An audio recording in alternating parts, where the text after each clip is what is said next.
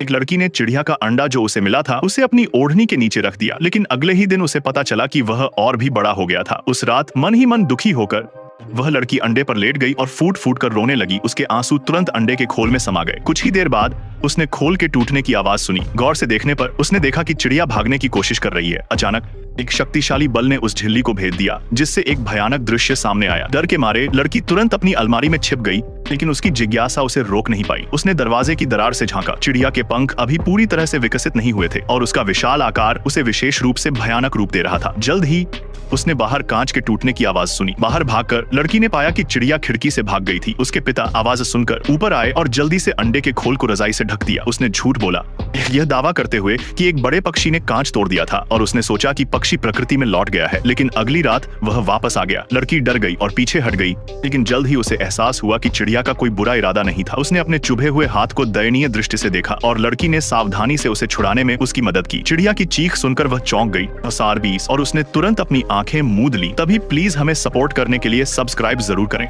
धन्यवाद। चिड़िया ने भी उसकी तरह चीख निकाली। तभी लड़की को एहसास हुआ कि चिड़िया ने उसे अपनी माँ समझ लिया था। वह हमेशा अपने सहपाठियों के कुत्ते पालने से ईर्ष्या करती थी और वह खुद भी एक पालतू जानवर चाहती थी, लेकिन उसकी माँ बहुत सख्त थी। उसे कुत्ते तो दूर बैल भी पालने से मना करती थी। हालांकि चिड़िया बदसूरत थी, फिर भी लड़की उसे पालती थी और उसे पालतू जानवर की तरह रखती थी। उसे नियमित रूप से गर्म पानी से नहलाती थी। उसे क्या पता था कि वह चिड़िया कोई प्यारा पालतू जानवर नहीं बल्कि एक भयानक राक्षस है। एक रात पड़ोसी का पिल्ला बाहर बेतहाशा भौंक रहा था, जिससे लड़की चिढ़ गई। चिड़िया मानो उसकी भावनाओं को भांपकर रेंगकर बाहर आंगन में आ गई। थोड़ी देर बाद लड़की उठी और उसने पड़ोसी के कुत्ते को अपने